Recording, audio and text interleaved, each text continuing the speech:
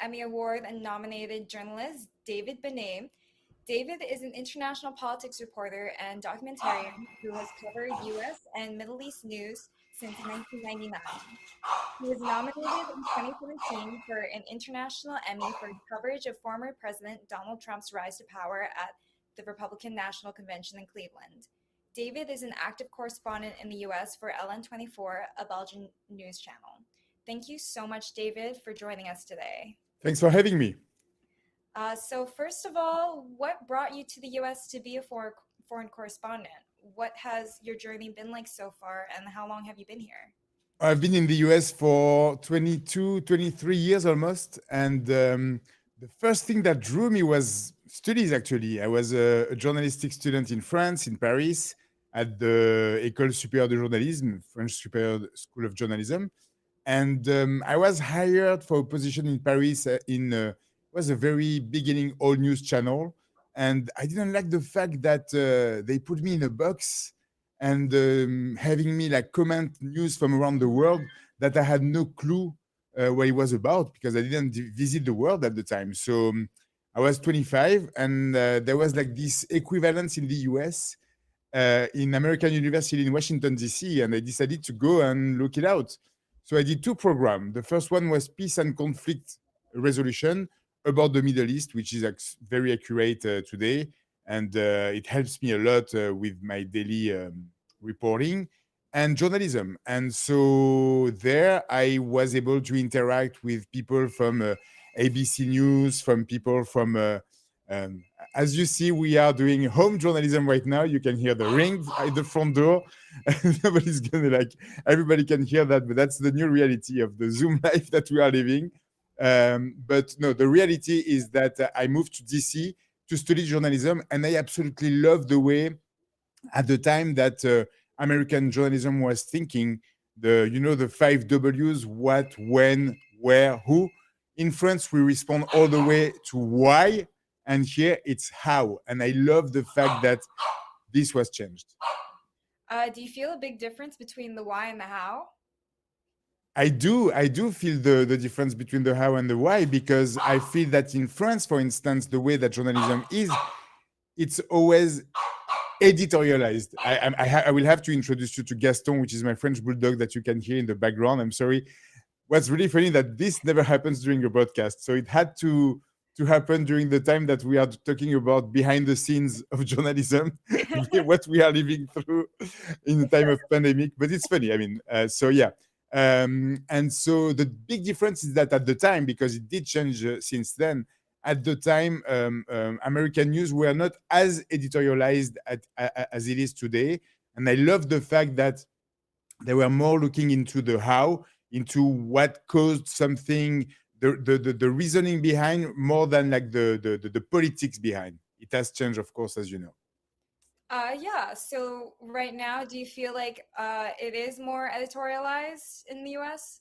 I mean, we are living in a broadcasting world where everything is done like a sportscast event, like two teams with like a split screen like we have right now. And so what do you think? What do you think? It's opposition kind of like reporting. I mean, actually, it has become a little bit less than that, because now they do not even invite the people from the opposition. I'm covering American politics a lot. So yeah, during the times of the early 2000s, you had shows like Crossfire with Stars of Today from Fox News and Stars of Yesterday from CNN, were antagonized completely all the time in a daily basis, trying to see what does the left think, what does the Republican think. And so it was always into the fight. Now they fight, they don't even fight with each other, they just talk among each other. There is like the natural algorithm that was created through Facebook and Twitter, where you only see on your wall news from people that think like you.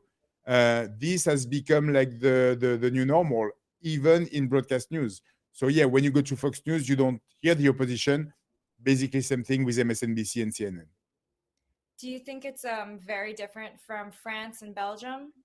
I think that it is behind for now in France and Belgium. That It's coming there. Like in France, you have news channel like CNews that are going on this road, the Fox News road, and that is actually like gathering audiences that were not watching TV anymore. That's the thing about Fox News, is that people forget that during the 2000s, when CNN was thriving, all the Republicans, the conservative America was not watching news because they did not recognize themselves in this kind of broadcasting. That was the case in France as well. Like when they were looking at BFM TV, which is the equivalent of CNN in France, um, like people on the more conservative side did not recognize themselves. CNews right now is trying to bridge this gap with this population. That's what Fox News did. The problem is that now it is doing to a very different extent. Do you feel there is that rise of the alt-right movement in France?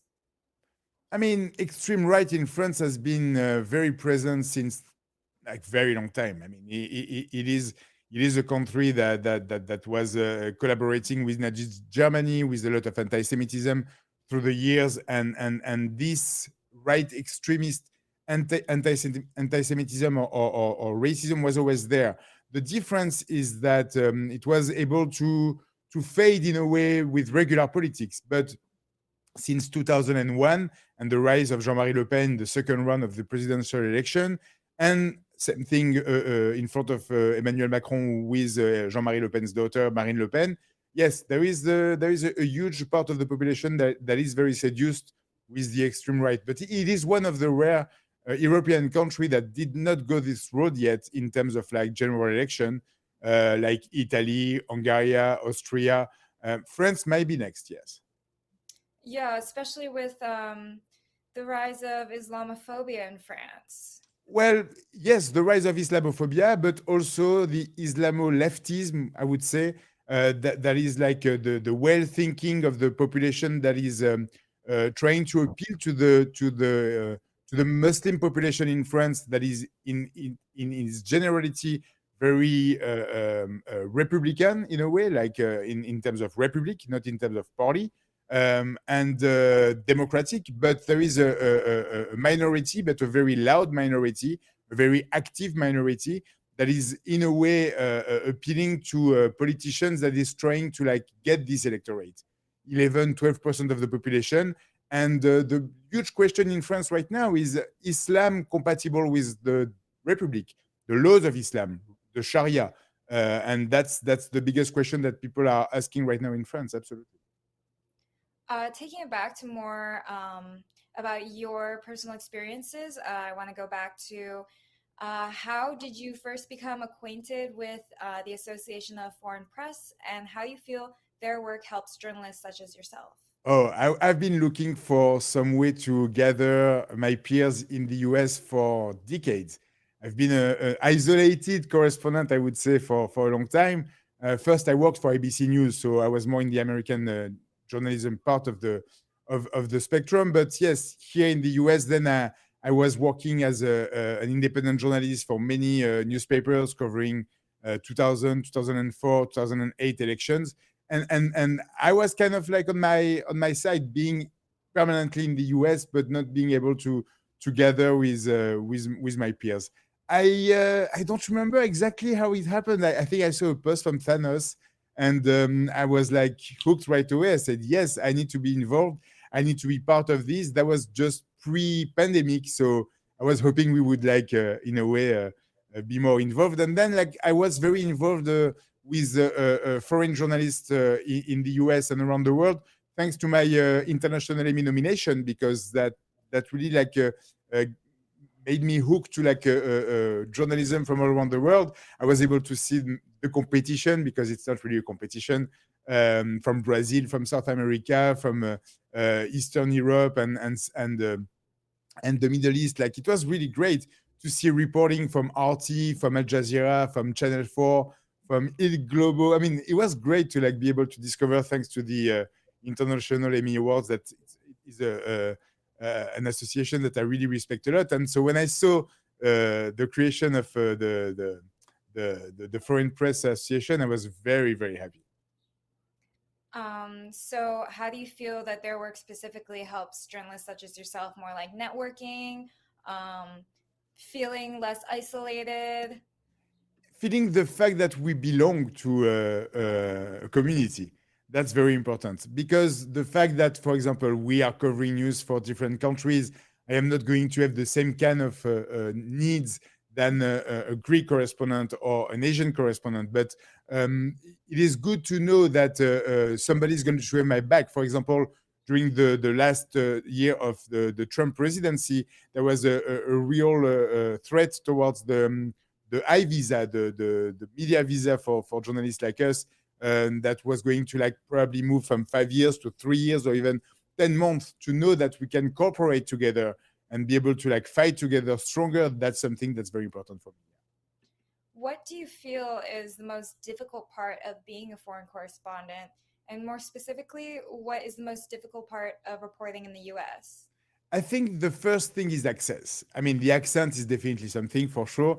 When you start to approach a Texan senator, he's going to look at you like, huh? What? Like, what are you talking about? I've been here for 22 years and I feel like I have the accent of Arnold Schwarzenegger when I'm talking. So, but that's okay. I'm okay with that. I'm feeling okay with it. So, but yeah, I believe that the cultural gap and the fact that we don't have access to politicians, to people that but then you have good surprises. Like I was able to like interact with great politicians like Hillary Clinton, or movie makers like Michael Moore, or I was able to like go to like campaigns from Pete Buttigieg during the primaries, or travel like Georgia and to Virginia during the pre-campaign. So yeah, I mean, there is a curiosity from the Americans. We are still the foreigners, and it's very, it's like it's obvious here. Like I would say that in France, if an American journalist is interested in an American politician, they might say yes right away. Like here, it's like, we have other priorities. Yeah. Everyone wants to know what you're here for. What are you gonna say about me? Yeah, what do you want? What do you want from me? Like Yeah. I'm trying to appeal to somebody in Alaska or in Alabama, and like, why do I care about Paris? Why do I care about Tel Aviv? Yeah. Yeah. So how do you feel personally about President Biden's first 100 days? From an outside perspective, do you feel more hopeful? How do you view the state of the United States today? It's not my place to say if I'm hopeful or not hopeful, because I need to keep my distance towards the actual politic. I can say that I've been covering 6 presidents right now, and that these first 100 days have been pretty impressive in terms of realizations. But when you look back at what Trump was able to do the first 100 days, he was actually like on the track of like success, and there was hope that he would be a very good president for infrastructures, for the economy. For he went a different road in terms of like covering, like being so aggressive towards the wall and immigration, and dividing America. He was very good as with a foreign point of view at not starting a war overseas, but the reality is that he started a war inside the US. And so that's something that we feel in a daily basis, not having to look at our Twitter feed every morning to see, okay, what are we going to cover today? Like that's something that's actually different and interesting to see, that the pace we have is more a pace of journalism rather than like the spin of the daily tweet of Donald Trump. Yeah. Yeah, you're You feel the same, I guess. do you kind of miss the um The not stress. the stress. I didn't want to say excitement or dread, but yeah, the There stress. was a thrill. There was of course, like, Hmm. I mean, it is terrible to say, but journalists, we cover like the train when it crashes, not when it arrives on time. That's the Yeah. first rule of journalism when you go to school. So it is not that we thrill and we are happy about it, because we have emotions and we go deep into it. When I cover the car ramming attack on the West Side Highway in New York City, when I know that people have died from South America, that it's the day of Halloween, and that I see people and kids in costumes, like dressed for the night, that are like witnessing like a terrorist attack in the middle of New York City. We have emotions and we convey these emotions. It's our job to also be human. But yes, it feels good after 22 years of journalism to see that, in a way, my theory of America is a tango. It goes two steps forwards, one step backward, two steps forward. It still goes forward in a way. And so whether you are a conservative or more liberal in terms of politics, it's not my point to like to talk about this, but the stress that was behind the 4 years of Trump is something that I'm glad we went over for sure. Yeah. Did you feel that there was that kind of feeling in your audience in Belgium when Trump was not elected again? Um, I don't know. I don't know. That's one of the things that we have trouble with when we are foreign correspondent. We have interaction thanks to social media with our viewers, which is amazing. I worked for 5 years with I24 News, which is based in Tel Aviv, and so I was able to like really have a sense of what my audience was feeling when I would go visit there. I haven't been visiting Belgium yet since I started to work for N24 because of the pandemic, but thanks to social media, I'm able to like feel yeah, there is a response, and they appreciate the covering, that's for sure. And that's something that's like I love the fact that we are able to interact with the audience now. That was not the case 15 years ago, for sure. The difference between the Trump years and the Biden years, there is a sense of wait and see. They are not excited, or they are not, they are like, is it really that good? Is it true? Or is it just the media falling in love the way that the media were in love with Obama? But at the end, there was a lot of questions to be asked. So I think there is a maturity in the audience that's very interesting. Yeah. So you mentioned being in Tel Aviv. You were actually in Israel recently. Yeah. How do you feel about the current U.S.-Israel relations with the new administration? So it's very interesting. First of all, I think that the Israel relation between this administration, the previous one, or the next one is going to be the same. America is by the side of Israel, and that's something that's been like that Israel has been able to rely almost for the past 70 years.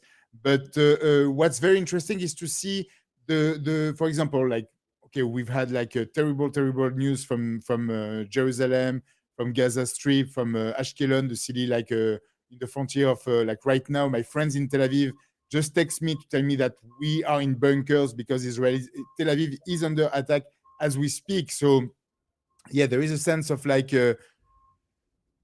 emotions are always like affected when it comes to the heart and family and friends. So that's for sure. But the relationship between the two countries is interesting to look into the eyeglass of local politics. I was analyzing yesterday the way that Ilhan Omar, Rashida Tlaib, the new left Democrats that are closer to the Palestinian cause were tweeting yesterday about the attacks from the Hezbollah, from the Hamas, the rockets to Israel, that they were like talking about different news that were not relayed by other media. But I saw a twitch, in a way, a swing in the coverage of like NBC News or ABC News of the conflict over there, that has a closer point of view on the Palestinian side right now. And so when it used to be only talking about terrorism against Israel or Israel's right to defend itself, like now there is like a different sense of like the Palestinians are suffering too. So that's the voice of Rashida Tlaib and Ilhan Omar. But on the other hand, you have also like American allies to Israel, like Nikki Haley, even people like Andrew Yang, that's a candidate for the city of New York right now, or Joe Biden or Kamala Harris, which are people that have been close to Israel as well. And they are more reserved, but they are engaged into ensuring the security of Israel and to resolve this conflict. But we have to acknowledge the fact also that during the 4 years of Trump, even though the friendship between Netanyahu and Trump is something that was very obvious and questionable, there was advancement in the region with the Abraham agreement. When you see the friendship that was able to like be created between the Arab Emirates and Israel, that's something that's revolutionary. The fact that there is diplomacy that's created again between Morocco and Israel, that's something that's actually amazing. And I think that the entire Arab world should be able to embrace that. instead of trying to like attack it. But yeah, the situation is in Israel is actually terrible right now. Going back to coverage from a journalistic point of view, do you believe that U.S. based news outlets are being responsible or unbiased in their reporting? I don't think there is unbiased reporting possible in reality. I don't believe in it. To be objective, to be like neutral, it doesn't exist. If I smile when I answer a question to you, I'm already biased. If I like put my eyes up, or if I like the way you're going to like the image you're going to put on the side to illustrate my purpose is going to be for sure a bias. So I don't believe in it. I think it's great to assume it 100%. Then there is a difference between being an activist. Like you can have like an opinion, you can share your opinion if you want, but before you share your opinion, you have to give the facts. And that's something that I'm very, very, I feel obliged to, which means that I need to be balanced. I need to like the same way I was talking to you. You don't know my opinion about the relationship between Israel and Israelis. You don't know if I am more into the Nikki Haley or Rashida Tlaib or Ilan Omar, because I'm trying to like give you the news that these politics are talking about their relationship or their affiliation with the Palestinian side or with the Israeli side. It's not my job to tell you this, but then I am also a private citizen which vote secretly, and so I can like have my voice. But as a journalist, even though there is bias, there is no neutrality in the way that I'm going to talk to you, in the way that I'm going to smile in a response. But my goal and my job is to give you the elements so you can decide. But of course, there is bias. Yeah. Let's swing back to you.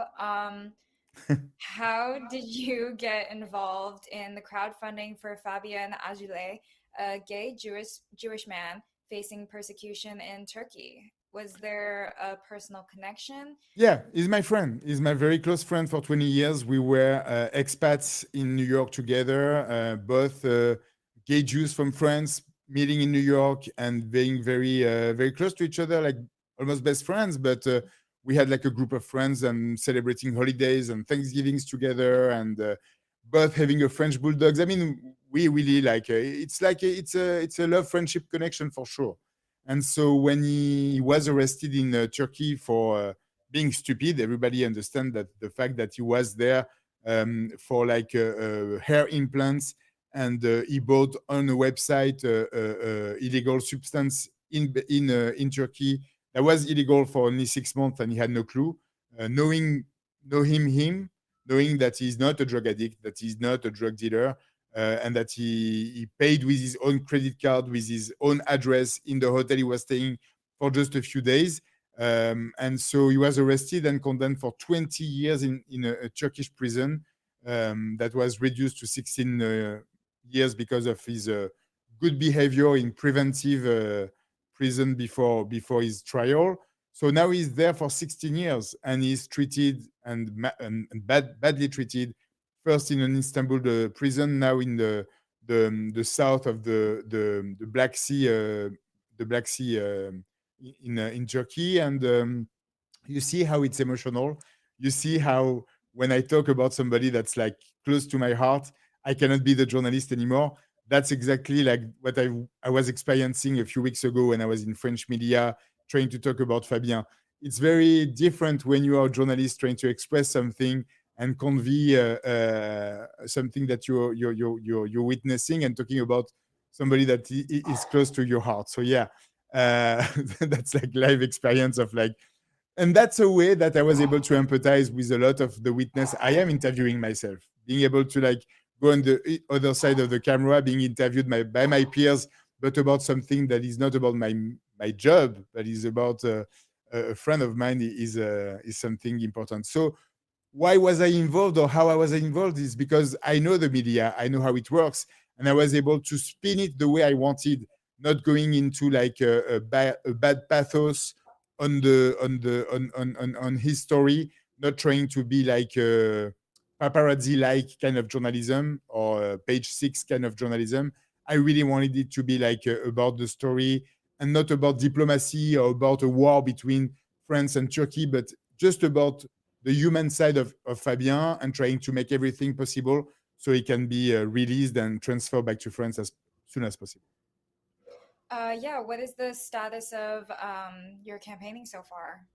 We've reached more than 100,000 people that signed the petition, which is really mind-blowing. But we've been able to talk to the Turkish ambassador in Paris. They know what's going on. They did not put an opposition to the transfer of Fabien from Turkey to France. It will take between 1 and 3 years. We know that. But we know also that we shaked up the diplomacy by doing this campaign. I knew that there was the time for justice and the time for diplomacy, and the media time is always the one that's the last resource, and that's what we've been waiting for. And so we really waited until the last minute to launch this campaign because we didn't want to go to the public at first at all. But yeah, it's getting there. Now we are back to working behind the scene. Yes, so you were nominated for the International Emmy for your documentary that you directed and produced, Les États des Unis. So no, I was nominated for my coverage in 2016 of the Trump campaign. I would love to be nominated for my new documentary. We'll see. But right now, no. I was nominated for the campaign we covered, like the Cleveland convention, where we saw the rise of Trump in Cleveland. That was pretty impressive to witness. Yeah. Right. Sorry, my mistake. It's okay. But could you tell me a little bit more about the documentary? So it was more day-to-day coverage. There was the 5 days coverage, like that was in the news section of the IMEs, and so first of all, it's impressive because, as you know, when we are foreign correspondent in the years 2000s and 10s and 20s, we are almost by ourselves. Like, so I was with one other journalist from Israel that was an English-speaking journalist that was working for I-24 News in English, and I was the one working for the French station. And so it is this kind of journalism. Like we are hooked with our light, our microphone, we have our tripod, and basically the fact that it is light journalism allow us to have a very easy access to places where a huge camera with a live view is not going to get. So what is good is that we were able to broadcast live with a backpack and the iPhone and a good camera and a good lighting, because that's what I keep on telling to the young journalists. What's very important is the sound and the light, because the iPhone or the smartphone these days, they do the trick. The quality is absolutely amazing. So that got me into behind the scenes and trying to understand this rise of Donald Trump. When everybody was 100% sure that Hillary Clinton was going to win, I was like, I don't see the energy behind Hillary. I don't see that going. And I see a lot of crowd cheering for Donald Trump on the Republican side. You don't invent these kind of things. That was a groundbreaking kind of aha moment for me. Like when I saw, one of the things that I always ask is when I go to the vendors in the streets that are selling stickers, like for the different politicians, they said it's a very simple kind of poll, but it is a very accurate poll at the end, because yes, during the Clinton years, Bill Clinton sold way more stickers than George Bush did. Same thing with Al Gore and George W. Bush. Same thing with it's always the case. And Hillary was not selling that many stickers, and Donald Trump was selling MAGA hats and T-shirts, and so I know it is not scientific at all, but I don't think polls are scientific either, so it's okay. So can you tell me a little bit about the documentary Les États des Unis? So Les États des Unis, the divided states of America, that was a trip that I did during the pandemic. I really wanted to go. That was planned before the pandemic hit, and that's something that I really wanted to do. At first, I wanted to go from the East Coast to the West Coast, completely like through the southern states and the swing states of America. That was the first name, the swing states of America. And then the divided states of America came up to my mind, and it worked really well. The idea was to go and try to understand different levels of American politics that are not explained usually in the US, but most importantly around the world. Things like gerrymandering, for instance, like the partisanship cut of like the maps, the electorate maps that make the election possible. For instance, in states like Virginia or Georgia, for like Republicans to gain seats in places where there is less people voting for them than people voting against them. So it's like it's very interesting to see that this kind of partisan politics has been able to like reach like mainstream politics in America through institutionalized politics with this like cutting of like the maps. And that's gerrymandering. Gerrymandering comes from the word salamander, because it looks like a salamander. The way they cut districts, it completely looks like salamander. I'm going to give you a pause because I've been talking about Gaston, and Gaston has been on the road with me for years. And this is Gaston. And so that's my companion, and he's been with me, sorry, and he's always with me, and he was with me on the documentary, and you can see he makes some appearances. He makes a few appearances in the documentary because I really wanted to humanize it. So yeah, I talk about different kind of like points like this, voter suppression and the Second Amendment. I'm going through the streets of South Carolina, showing that there is a mega church and a place to sell guns, and a school and a mega church and a place to sell guns. And so, yeah, I'm trying to show this America because nobody think about it. And also the fact that there is a lot of poverty in this country, even though that there is a 3.5% pre-pandemic unemployment. It's a completely false number.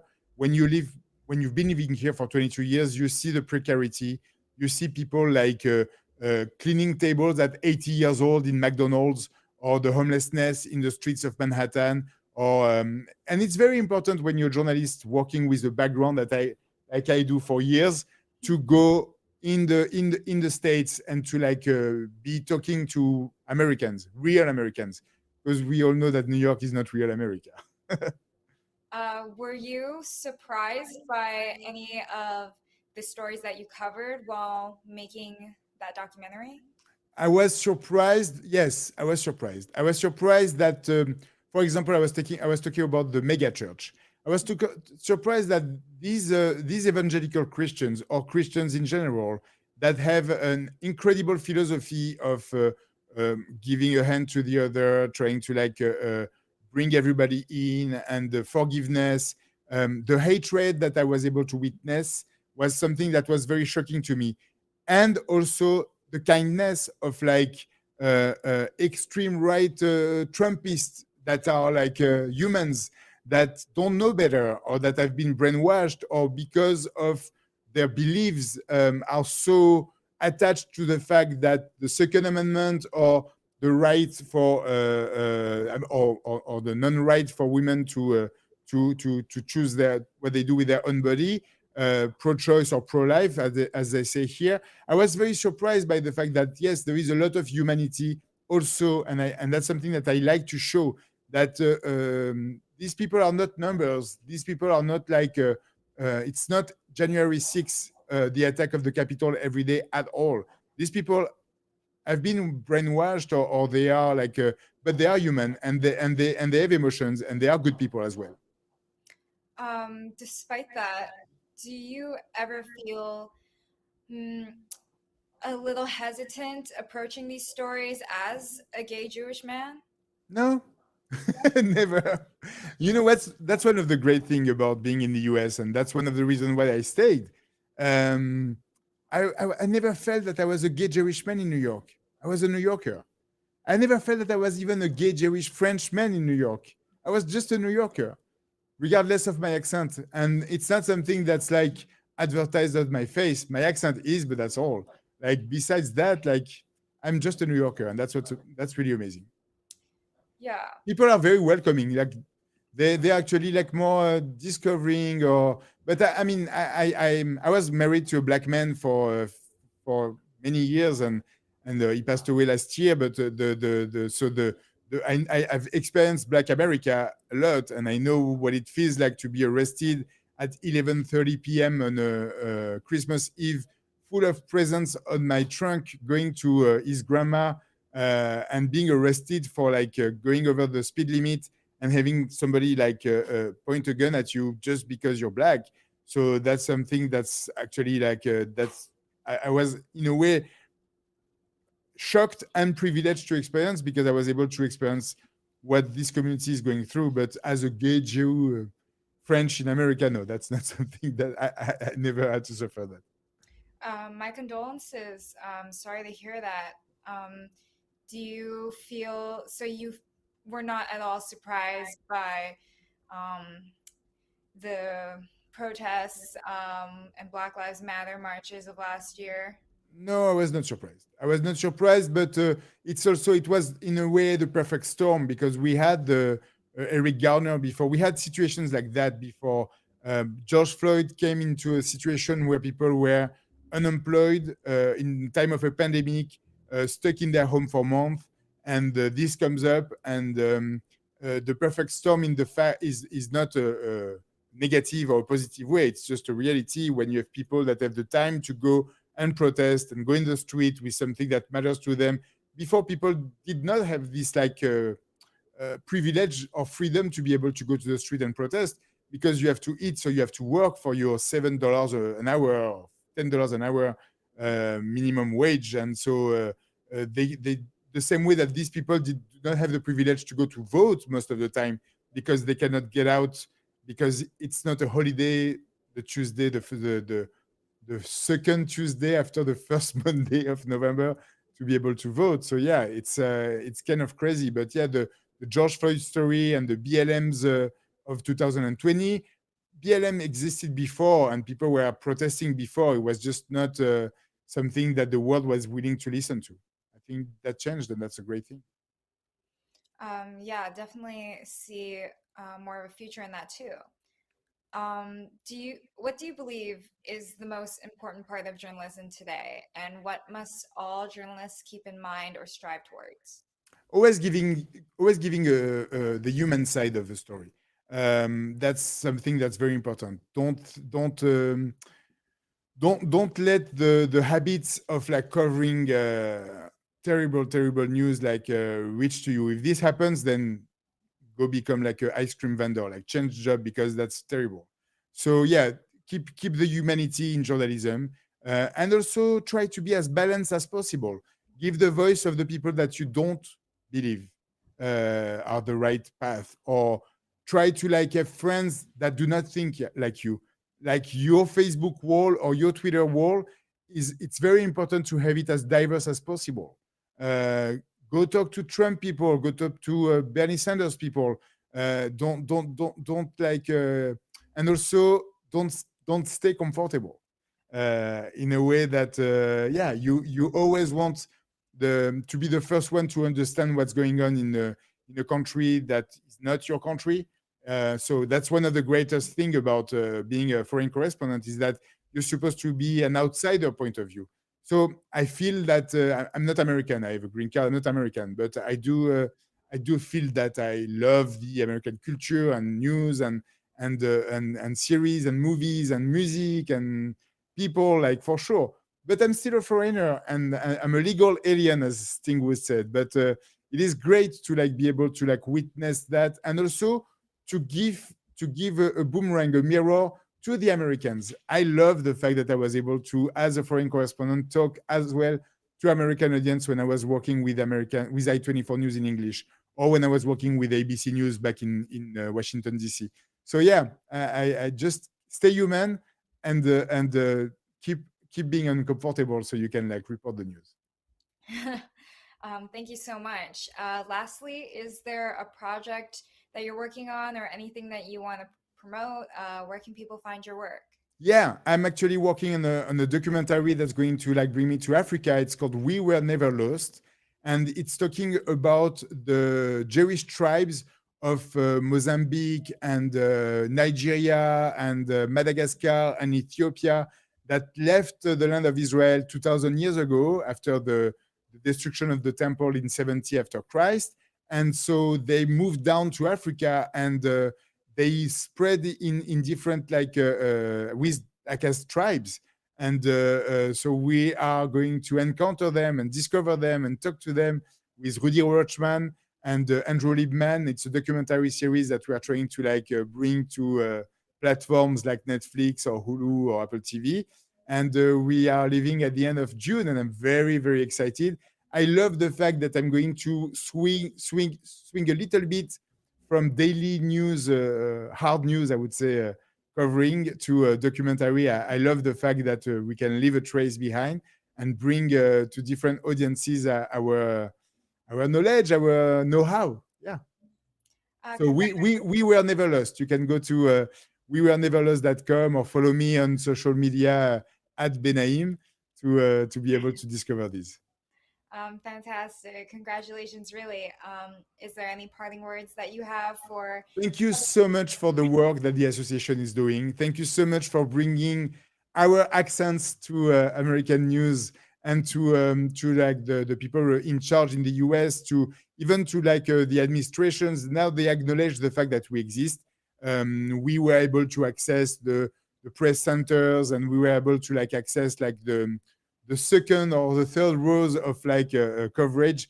I believe that now, thanks to Thanos and your work and your work, Kate, that we are able to like have our voice heard, not because we have revendication or that we have like, but because we are part of American journalism. The foreign press was always famous for the Golden Globes. Now we're going to be famous as well for the fact that we cover hard news every single day for the rest of the world. Thank you so much. It was so great to chat with you. Great to meet Gaston. Yeah, I had to. He was there all the time. Yeah. You heard him from the beginning, so yeah, you had to. Of course. Thank you so much, David. And thank you to everyone tuning in. And have a good one. Have a good day.